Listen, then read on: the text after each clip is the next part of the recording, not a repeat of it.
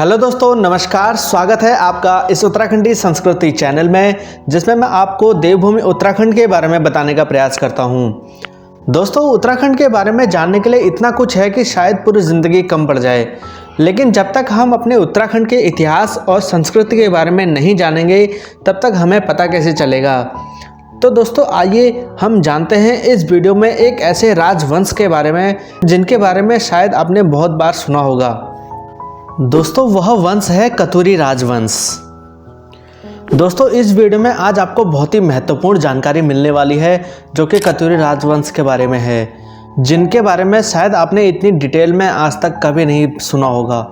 तो दोस्तों, इस वीडियो को आखिर तक जरूर देखना, क्योंकि यह वीडियो आपके लिए बहुत ही ज़्यादा इंटरेस्टिंग और इन्फॉर्मेटिव होने वाली है। चलिए दोस्तों, शुरू करते हैं आज की ये वीडियो। दोस्तों, कतुरी राजवंश उत्तराखंड में शासन करने वाला पहला ऐतिहासिक शक्तिशाली राजवंश था। इसे कार्तिकेय पूर्व वंश के नाम से भी जाना जाता है। कतुरी राजवंश के संस्थापक वसंत देव थे, जिन्हें वासुदेव के नाम से भी जाना जाता था, जिनकी राजधानी जोशीमठ यानी कि चमोली में थी। पांडुकेश्वर ताम्रलेख में पाए गए कतुरी राजा ललित सूर्य के अनुसार कतुरी शासकों की प्राचीनतम राजधानी जोशीमठ यानी कि चमोली में थी।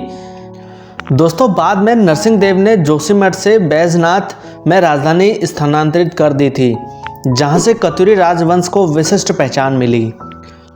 चलिए दोस्तों, अब मैं आपको बताता हूं कि कतुरी राजवंश का उदय कैसे हुआ। दोस्तों, कुणिद वंश के पतन के पश्चात देवभूमि उत्तराखंड की भूमि पर कुछ नए राजवंशों का उदय हुआ, जैसे कि गोविशाण, कालासी लाखा मंडल आदि, जबकि कुछ स्थानों में कुणिद वंश भी शासन करते रहे। दोस्तों, कुणिद के बाद आए शक, कुषाण, योधेय वंश के शासकों ने कुछ क्षेत्रों पर शासन व्यवस्था स्थापित की। योधेय कुणिदों के समकालीन थे। उन्होंने कुणिदों के दमन में योगदान दिया और जौनसार, बावर, देहरादून के क्षेत्र में कृतपुर राज्य की स्थापना की। कृतपुर राज्य के अंतर्गत उत्तराखंड, हिमाचल प्रदेश और रुहेलखंड का उत्तरी भाग शामिल था। समुद्रगुप्त की प्रयाग प्रशस्ति में गुप्त साम्राज्य की उत्तरी सीमा पर स्थित कृतपुर राज्य का उल्लेख है। यह गुप्त शासकों के अधीन थे। 5वीं सदी में कृतपुर राज्य पर नागों ने अधिकार कर लिया। दोस्तों, 6ठी शताब्दी के उत्तरार्ध में कन्नौज के मौखरी वंश ने कृतपुर राज्य में अधिकार कर लिया। मौखरी वंश के अंतिम राजा गृहवर्मा की हत्या हो जाने के बाद कन्नौज पर हर्षवर्धन ने अधिकार कर लिया। हर्षवर्धन ने उत्तराखंड भ्रमण के दौरान एक पर्वतीय राजकुमारी से विवाह किया था। बाण भट्ट द्वारा रचित हर्षचरित में हर्षवर्धन के शासनकाल में उत्तराखंड के आए लोगों का वर्णन मिलता है। हर्षवर्धन की मृत्यु के पश्चात राज्य में अराजकता की स्थिति उत्पन्न हो गई। संसार में एक नए राजवंश कार्तिकेय पूर्व राजवंश कतुरी राजवंश का उदय हुआ, जिसका प्रथम राजा वसंत देव था। कार्तिकेय पूर्व राजवंश अयोध्या के मूल निवासी थे। दोस्तों, कहा जाता है कि वसंत देव कन्नौज के राजा यशोवर्मन के सामंत थे। यशोवर्मन मौखरी वंश में से थे, लेकिन इसका कोई वास्तविक प्रमाण नहीं मिलता है। हर्षवर्धन के मृत्यु के बाद यशोवर्मन कन्नौज पर शासन करते हैं। यशोवर्मन के द्वारा उत्तराखंड के समस्त क्षेत्र पर विजय प्राप्त करने के बाद वसंत देव को सामंत बना दिया, लेकिन यशोवर्मन कश्मीर के शासक ललिता द्वितीय मुक्तपीठ हार जाता है और इसी का फायदा उठाकर वसंत देव एक स्वतंत्र राज्य की घोषणा कर देता है, जिससे कतुरी राजवंश का उदय होता है। दोस्तों, कतुरी राजवंश की 3 शाखाओं ने 300 वर्षों तक शासन किया। बाद में राज्य का विस्तार होने पर राजधानी कार्तिकेयपुर से अल्मोड़ा में स्थित कतुरी घाटी के बैजनाथ नामक स्थान पर स्थापित हो गई। दोस्तों, इस राजवंश का इतिहास बागेश्वर, कंडारा, पांडुकेश्वर और बैजनाथ आदि स्थलों से कुटिला लिपि में प्राप्त ताम्रलेखों में व शिलालेखों के आधार पर लिखा गया है। दोस्तों, वसंत देव को कतुरी राजवंश का वास्तविक संस्थापक कहा जाता है। बागेश्वर के शिलालेख से प्राप्त जानकारी के अनुसार जोशीमठ का नरसिंह देव मंदिर वसंत देव के द्वारा बनवाया गया है। उनकी पत्नी का नाम राजा नारायणी देवी था। राजा वसंत देव ने परमद्वारक, पर ब्राह्मण तथा महाराजाधिराज की उपाधि धारण की थी। बागेश्वर में एक देव मंदिर के लिए सोणेश्वर नामक गांव दान में दे दिया था। इसके अलावा इस वंश ने पुत्र संबंधी कोई जानकारी नहीं मिलती है। दोस्तों, उसके बाद आता है खरपरदेव वंश। खरपरदेव वंश का सबसे पहला शासक खरपरदेव था। यह यशोवर्मन के समकालीन था। इस वंश का सबसे प्रतापी शासक त्रिभुवन राजा देव था। इसने व्याघ्रेश्वर मंदिर के लिए भूमि दान में दी और किरात पुत्र को हराकर उससे संधि की। दोस्तों, भूदेव के अभिलेख के अनुसार त्रिभुवन देव के पिता कल्याण राज थे और माता का नाम लदवा देवी था। नालंदा अभिलेख के अनुसार राजा त्रिभुवन के समय बंगाल के पाल वंश के शासक धर्मपाल ने गढ़वाल पर आक्रमण किया था और यह माना जाता है कि त्रिभुवन देव की हार हो गई। उसके बाद निरंबर वंश की स्थापना हुई।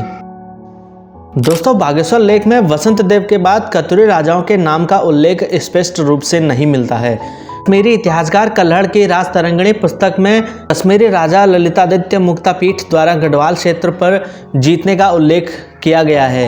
इतिहासकारों के अनुसार उस समय कार्तिकेयपुर में खरपरदेव का शासन था। दोस्तों, निरंबर वंश की स्थापना पहले शासक निरंबर देव ने की थी। निरंबर देव शैव मत के अनुयायी थे। निरंबर देव ने जागेश्वर के मंदिर समूह व विमानों का निर्माण करवाया था।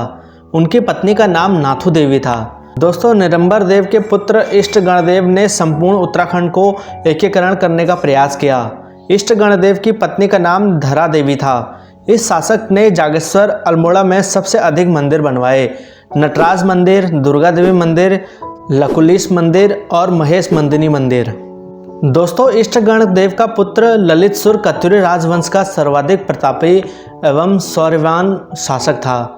ललित सुर ने 2 शादियां की, समा देवी और लया देवी। पांडुकेश्वर ताम्रपत्र लेख में इसे गरुड़ भद्र की उपाधि दी गई है और भगवान विष्णु का 12वां अवतार कहा गया है। दोस्तों, राजा ललित सुर का पुत्र भूदेव था।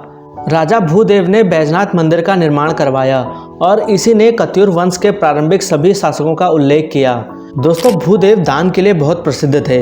राजा भूदेव बौद्ध धर्म का विरोध करते थे। उनके शासनकाल में सनातन संस्कृति का सर्वाधिक विस्तार हुआ। भूदेव के शासनकाल में शंकराचार्य जी ने जोशीमठ की स्थापना की। दोस्तों, 820वीं सदी में केदारनाथ में शंकराचार्य जी ने शरीर त्याग दिया। दोस्तों, निरंबर वंश के बाद शिलोड़ादित्य वंश की स्थापना हुई। इस वंश के संस्थापक उनके पुत्र इच्छत देव थे। उन्होंने अपने पिता के नाम पर नया वंश चलाया। उनकी मां सिंध बली थी। पांडुकेश्वर के ताम्रपत्र में साफ साफ लिखा गया है, शिलोड़ादित्य वंश के संस्थापक इच्छत देव थे। उनका पुत्र देशक देव जो ब्राह्मणों और अनाथों को दान करने वाला शासक था। दोस्तों, इस वंश का सबसे प्रतापी शासक सुभक्षराज देव था।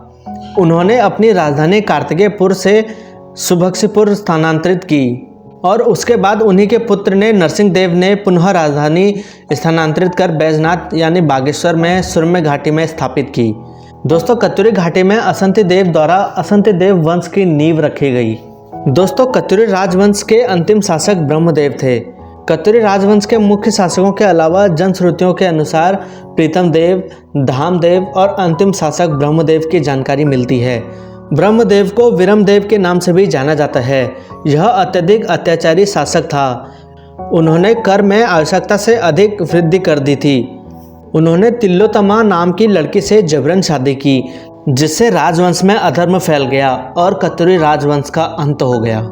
दोस्तों, कत्यूरी वंश से संबंधित अधिकांश जानकारियां का उल्लेख बागेश्वर से प्राप्त एकमात्र शिलालेख बैजनाथ में किया गया है, जिसमें कत्यूरी नरेशों की वंशावली का उल्लेख मिलता है और इसका निर्माण भूदेव ने कराया था।